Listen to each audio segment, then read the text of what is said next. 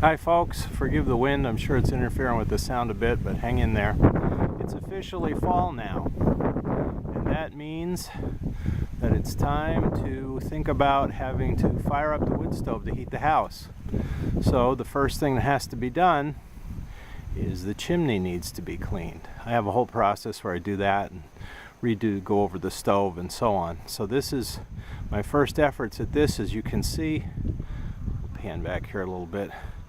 That's the modern chimney that I put on the house when we moved here. It's been in there for 4 years. This is our fourth or fifth winter, I think, now that this will be, I guess, fourth winter that we'll be burning wood here full time. This is 2 stories up on this side. On the other side of the house, it's 3 stories up. So how do I get there to do it? Well, I'm not thrilled about the idea of putting an extension ladder up and trying to crawl up that steel roof there. But because my ancestors were smart when they built this house, my great-great-grandfather and others, they put an access port, or a hatch, if you will, right on the roof there. That square thing that looks sort of like a box, that's actually just a cover over the hole, a hole in the attic roof, so that you can open it up and then climb out onto the roof from there. Now when I do the chimney, I don't have to go all the way out on the roof. I just go maybe waist up above the roof to be able to reach it, and I'll show you that in a bit. But I wanted to give you perspective on it from down here first. When we moved here, the old chimney was still in place. It actually had an S-bend in the masonry construction in the attic so that it would come out straight on top of the peak of the house. That wasn't going to work for me with what I wanted to do, so I removed the S-bend, and now the chimney is slightly down off the top, as you'll see when we get up there. The chimney was an unlined brick chimney, which is basically just courses of bricks with mortar in between.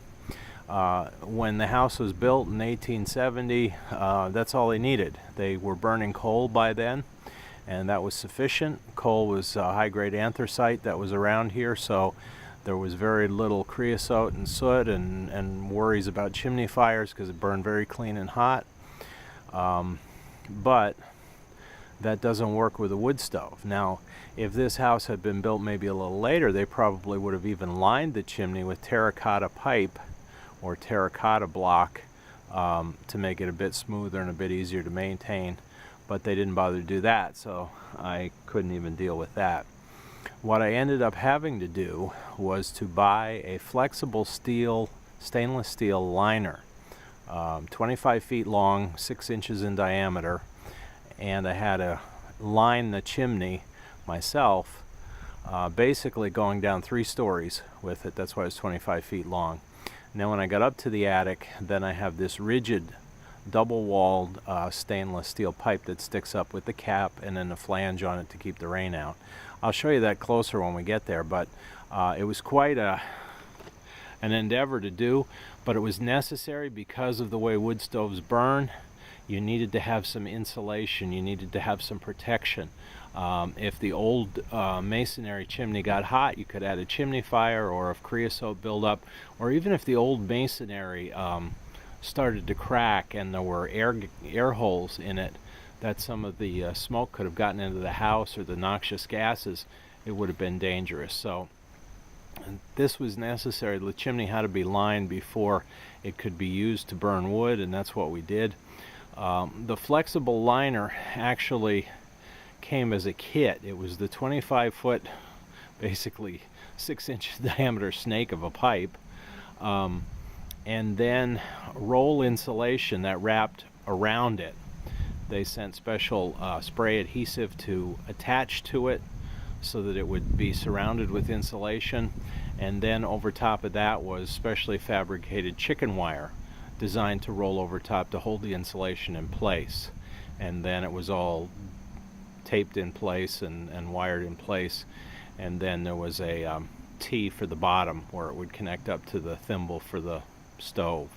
So what I basically had to do was assemble all that on the ground, get the thing up in the air. I pulled it up over the side of the house with a rope. It wasn't real heavy, but it was like, you know, it was like wrestling an anaconda because it was so unwieldy. And then I had to shove it down the unlined chimney all the way down to the ground floor where the stove is. That was quite the undertaking, let me tell you, because again, there was no smooth surface on the inside. If it was terracotta pipeline, it would have slid down fairly easily, but because you had the old edges of the bricks and the mortar, there were some places where it would get hung up and I'd have to pull it back up and I'd try to force it through. And well, to make a long story short, I did get it in place after a while. The chimney has worked beautifully for us for 4 years, has never had major creosote issues. Partly because I try to burn good seasoned hardwoods. You don't want any wood that's green, and you certainly don't want softwood in your wood stove because that leads to a lot of chemical gunk that builds up. But if you have good dry hardwoods, then it burns cleaner and you have less of that. But I still clean it every year just to be sure. And I also have one of those chemical logs that you can throw on, a creosote burning log they call it. You can get them at Tractor Supply or Walmart or Lowe's or Home Depot or wherever. I mean, a lot of people have them. I usually burn those maybe twice a season just to kind of keep it tuned up so I don't have problems. And to this point, I haven't had any issues. We got a great draft. The fire starts very well in this stove, and no trouble at all. So all of that stainless steel up there that made it a little more pricey, but at least I don't have to worry about rust, and I don't have to worry much about maintenance. Now let me just show you here what I'm going to use to clean this. I have my equipment here just sitting. I'll take this in the house in a minute. The chimney brush that I use is, let's see if I can get that in focus for you. It's a 6-inch brush because it's a 6-inch pipe, and it's a nylon bristled brush rather than a steel bristle brush. Because of the stainless steel liner, the steel bristles would scratch it too much and damage it. The nylon won't scratch the stainless steel, but it's stiff enough, the bristles are stiff enough that it will knock the soot and the creosote off. So I'll use that, and then because it was flexible, I actually had a hard time getting the regular brush there down. But what I also have, I made a mistake a few years ago with one of my other chimneys, trying to run a nylon brush like this up through to try to clean it off while it was hot, and it melted the nylon a bit. So the diameter of this second brush there on the right is a little less than 6 inches, so it does go up and down the chimney much easier. It still cleans it well enough for me. I can still do that, but I don't have to worry about pushing too hard because I'm in a position where I'm not standing above the chimney, and you'll see that in a minute. And then what we do is we use these flexible extensions. They screw together. Each is about 3 feet long. They're made out of hard nylon, I think, and that's what you use to run down the chimney. In the old days, what they did was with a brick chimney that wasn't lined, they'd just take a big heavy chain, get up on the roof and just let the chain dangle down and bang it around until it knocked all the creosote off, but obviously I can't do that. So this way I can work my way down. I can go down 3 feet at a time and then add another piece and 3 more feet and so on. And what I end up with then is I get all the way down to the bottom and it knocks all the creosote and soot down there in the pipe just above where the stove pipe goes into the wall, and then I can pull that off and vacuum it all out, and then I'm done. So because we're going to get rain for the next few days, I've got to get this outside part of the job done today if I want to get it done. We've had a couple days now where the temperatures have been in the mid-60s, the nights have been upper 40s, so it's just about time to burn. I'd rather not if I didn't have to, but there's no sense being cold in the house or turning on the electric heat if you don't have to either. Usually for the first month or two of the fall and the last month or two of spring, depending on how warm or cold it is, I'm just burning fires at night to keep the house warm. During the day it warms up enough that I don't need to. So that's where we are here at this time of the year. So come along. This will be the first part of preparing the stove for burning. and this is the first of 2 chimneys I'm going to clean. I'll do another video on the other chimney, but when I come back I'll be up with my head sticking out that hole, that hatch that you saw on the roof. Okay, this is the hatch now open. I didn't climb out on the roof yet. I'm still standing inside the attic, and I don't know if you can pick this up or yeah, I think there's enough light. There's the hatch apparatus. It's just wood with the tin, the roofing steel fabricated around it. It ties in place, and so it can't blow out or blow off, and it is waterproof. And here's the old chimney. They put a little bit of masonry over the brick here, I guess maybe to fancy it up or seal it a bit better. And like I said, it used to come over to here, which is where the peak is, because there was an S-bend in the chimney here. I tore it down to here. This is one of the 2 chimney blocks that was out on the roof. I set this on top and then threaded the flexible chimney liner down through there. This is the rigid double insulated pipe here that you saw sticking out on the top of the roof, and this is what I have up in here. It has worked well. There's been no problem with it, even with the heavy winds. This is actually lagged into place. There are flanges on this piece of pipe here. There's a bracket, and it's lagged with some kind of tapping screws into the brick here, into the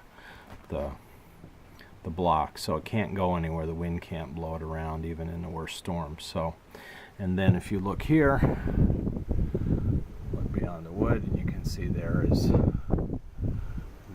the chimney. Now I'm going to climb up in here in a second, and then I'll give you a better view. But the first thing I have to do is take the cap off there. As you can see, it's just held in place with 1 screw and nut. I just loosen that strapping, let that slide down, and then I can pull the cap straight off. And then I usually just take a dust brush to clean that. It's usually not too bad. But then I'll pull that aside, and then I can start working my way down the chimney. So let's get to it, and I'll show you kind of the grand tour view of the place too from up here. So on the roof. See, the chimney is right here. I can reach out and grab a hold of it. It's close enough to the hole here. I don't need to climb all the way out to be able to do this. I'll just give you the panorama around. If part of this looks familiar from our intro video, that's where I took that picture from. I had my cell phone with me. I think it was last year when I was doing this, and I just snapped a picture, and that's what we used for our cover for our intro video. So here is kind of the bird's eye view of the immediate farm area. As you can see, I still have the tarp on the roof here. I just have not yet had enough good weather to replace this. You saw from previous videos the roof damage we had. That's still underneath this tarp, and this whole section, this whole half of the roof has to be replaced. I'll certainly do videos when I do that, but I'm trying to figure out if I can do that from working inside the attic without having to climb out on the scaffolding. I think I figured out a way to do that. We'll see how it works out, but I can't afford to pay a contractor to come with a lift and guys that are used to climbing around on steep roofs like this, so we'll see how that goes, but hopefully that'll work. I'm hoping we have a nice, cool, crisp week, maybe in October when I can do this. I don't know. We'll see how it goes. But I've got to get it done before winter. Obviously, this won't make it through the winter. This is the second tarp I've had on this. It does shred after a while, but at least it's kept the attic and the rest of the house dry. I haven't had a problem with that. So, oh, let me give you a little snippet on this too. If you look straight down there, you can see the chickens. I did another video this evening about them that either I put on before this one or after, and I said when they go out they dig in the dirt.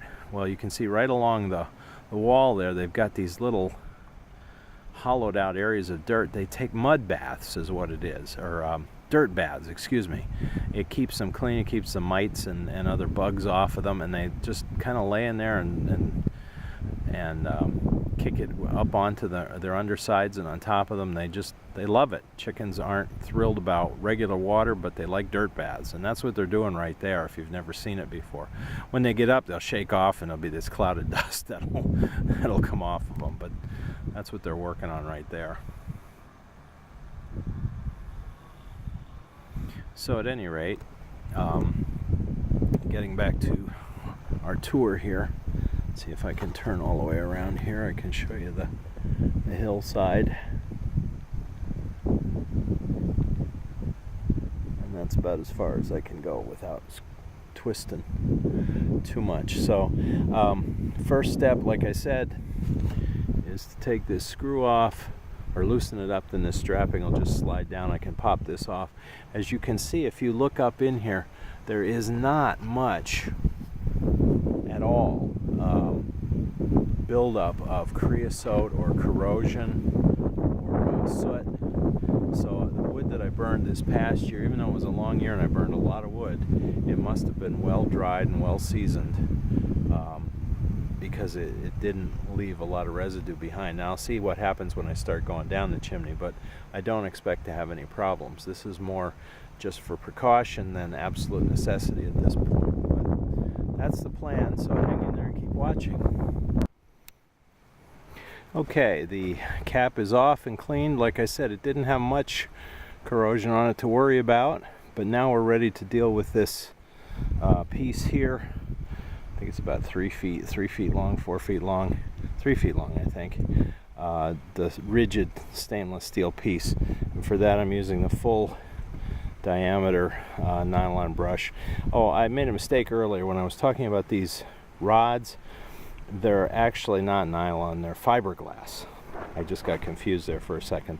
The bristles on the brush are nylon, but this is fiberglass, flexible fiberglass. So these are very strong and they do the job. So what I'm going to basically do, I don't know if I can do this one-handed, but we'll try to do it to show you, is I'm going to get it, oops, hard to see what I'm doing while I'm talking. There, we'll try to get it down into the chimney just like that. It's not going to go all the way down, obviously, and it'll stick out of the chimney just like that. I will work just one piece for this, and then when I go to do the other one, then I've got to get a few rods together and bend it down through that way. If I was a little braver, maybe that I would want to stand on the roof, I could stand straight above the chimney and shoot straight down, but like I said, it's 3 stories that side, 2 stories that side. I'm not thrilled about the idea of falling off the roof. So we'll work on this and get this part done, and then we'll switch heads on the brush and put more extensions on and work my way down through till I get to the bottom. So hang in. Okay, we are all done up here. I ran the flexible line down through with the nylon brush on it as far down as I could get it. No problem, it went right down, so there's no significant creosoting or blockages anywhere down through to worry about.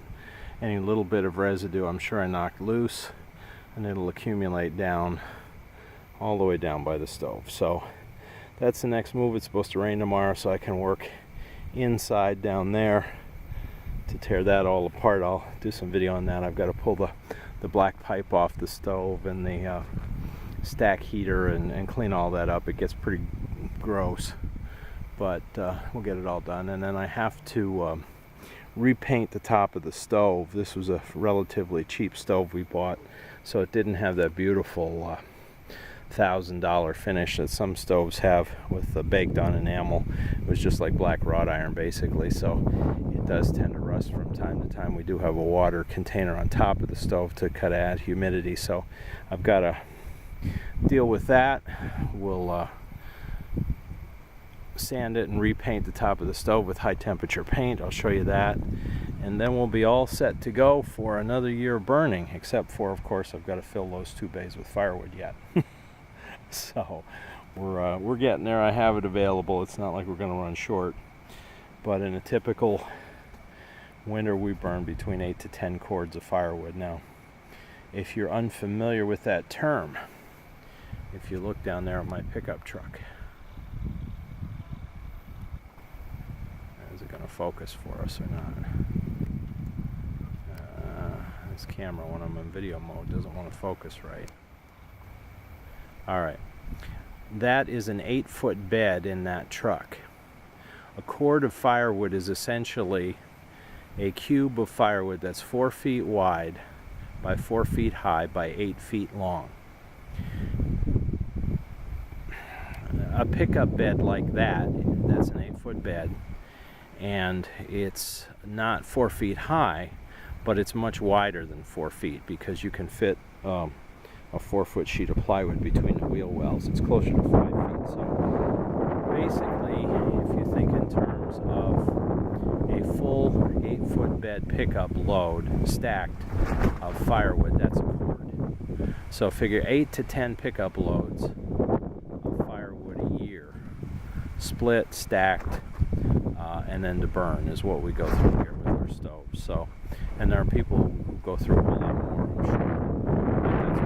But that's what we do, and that's what I have to keep working on over the next few months, so that we're all ready for wintertime, nice and toasty warm. But I'll tell you what, when it's 20 below wind chills outside, and we do get that kind of weather here, usually in January, February, and you can sit in a living room where the temperature is 75 degrees, and you can look at those flames flickering through the glass door in the in the wood stove. There's no better feeling. You just don't get that sense of security and warmth from a radiator or from electric heat or from, thin copper water baseboards along the wall. There's just something about that makes home feel secure and comfortable and homey. And these wood stoves do a great job in keeping the house warm. They put out a lot of heat. Some practical safety measures: if you take notice of those things, you don't have to worry about fires. And it's work. It's good exercise. And if you look around, I've got lots and lots and lots of fuel to burn. And I don't even have to take the best. I usually take the scrub trees or the dying trees, the dead trees. Now again, only hardwoods. I don't burn any pine or spruce or hemlock or any of those kind of woods because there's too much sap in them. Even when they dry, you get a creosote buildup quick.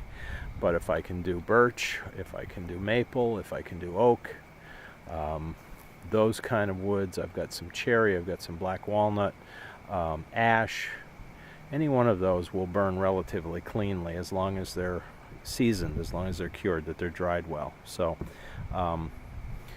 that works for us.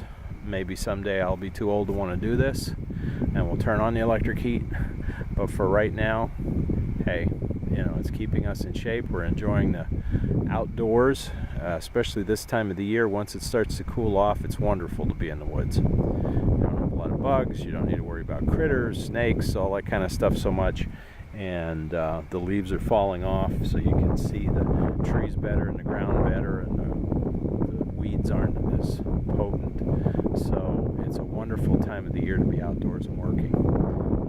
And then even in the wintertime, if it's not too cold and if it's not, the ground isn't too snow covered, you can be out there doing that then. But, hey, I've harvested firewood with a foot of snow on the ground. It's funny because in the spring when it's melted, I know you can't hear me now because of this wind, it's getting ready to rain.